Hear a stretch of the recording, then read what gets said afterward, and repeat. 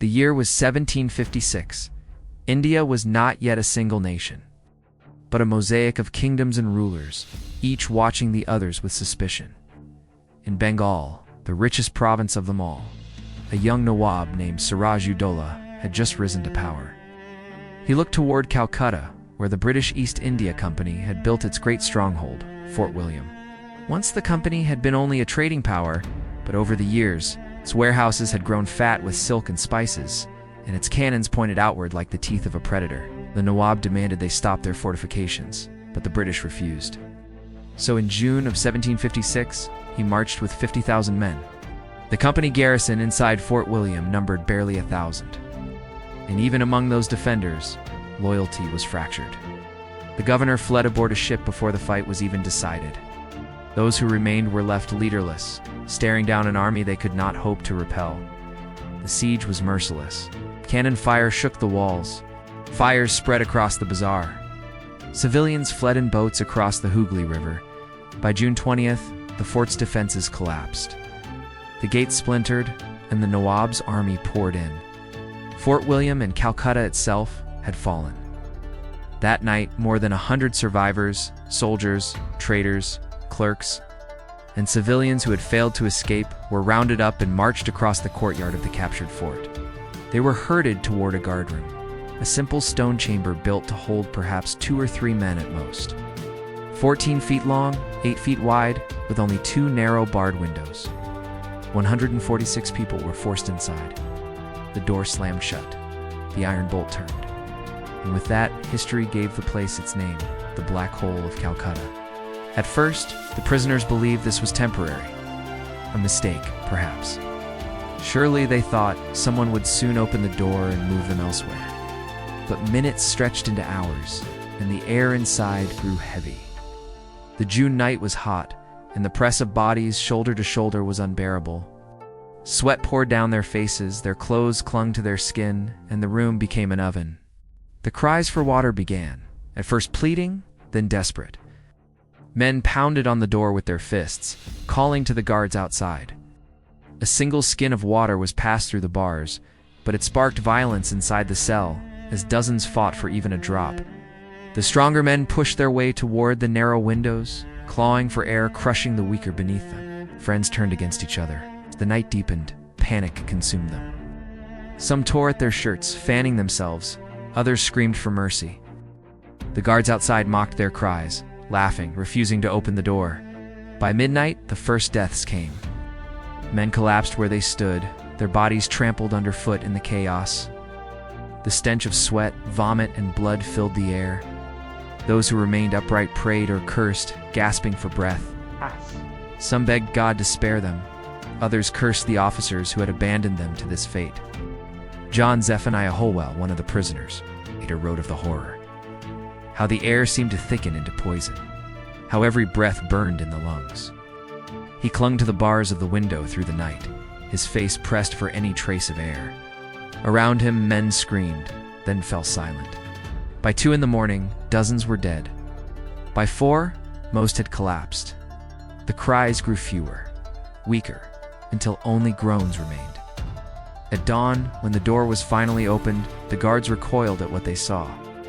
Inside the small cell lay a heap of bodies, tangled and still. Of the 146 who had entered, only 23 were left alive. Holwell was one of them. He staggered into the courtyard, his clothes soaked, his body weak, his mind seared with images he would never forget. The Black Hole of Calcutta was not just a prison, it was a night of suffocation, a night when air itself became the executioner.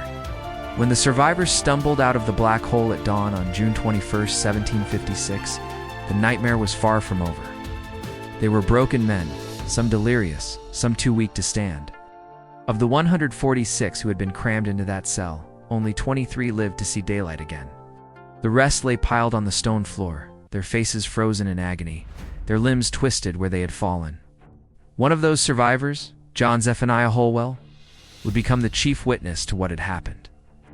Holwell was not just any prisoner, he was a company officer, and later, the acting governor of Bengal. His testimony would echo across the British Empire, transforming the Black Hole of Calcutta from a single night of horror into a symbol of vengeance. Holwell described the night in vivid detail. He wrote of the crushing heat, the screams for water, the madness that overtook the crowd as thirst and suffocation consumed them. He claimed that men bit each other in desperation, that they clawed at the walls until their nails broke, that they begged to be shot to end their suffering. His account shocked Europe. It was reprinted in newspapers, pamphlets, and books.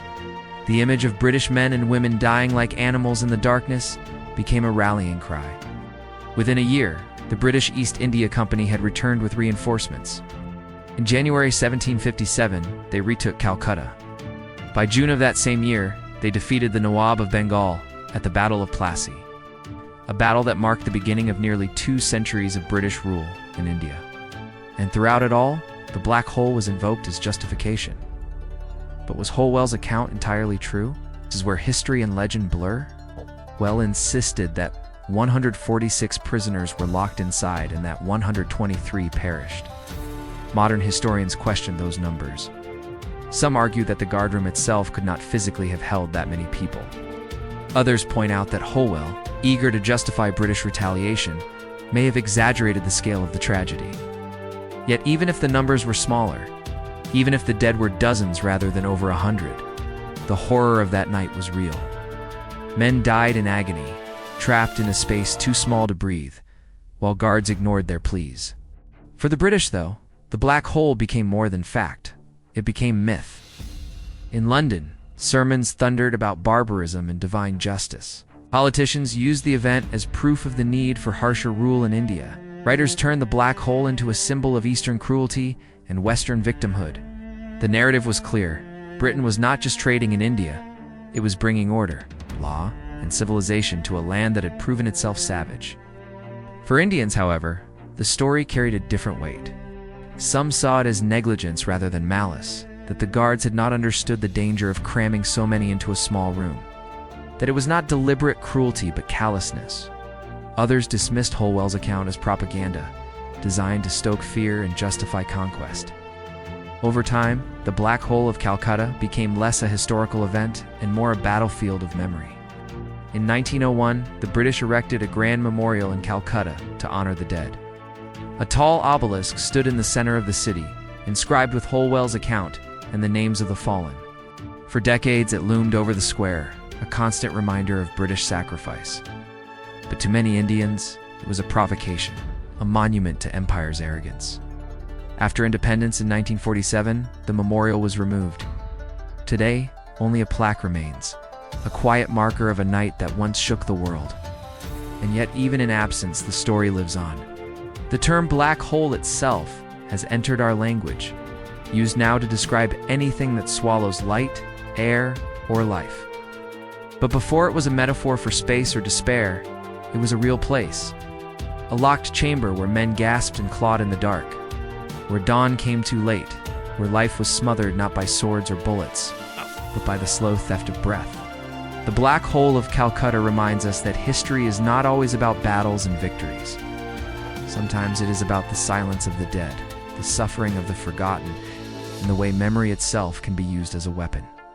More than 2 centuries later, historians still debate the details. Was it 146 men or fewer? Was it murder or neglect? Was Holwell a reliable witness or a man shaping tragedy into propaganda? We may never know the precise truth, but one truth remains. Those who entered that chamber never left it the same. For some, it was the end. For others, it was a nightmare that lived with them until their own deaths. And for the world, it became a story that still unsettles us today.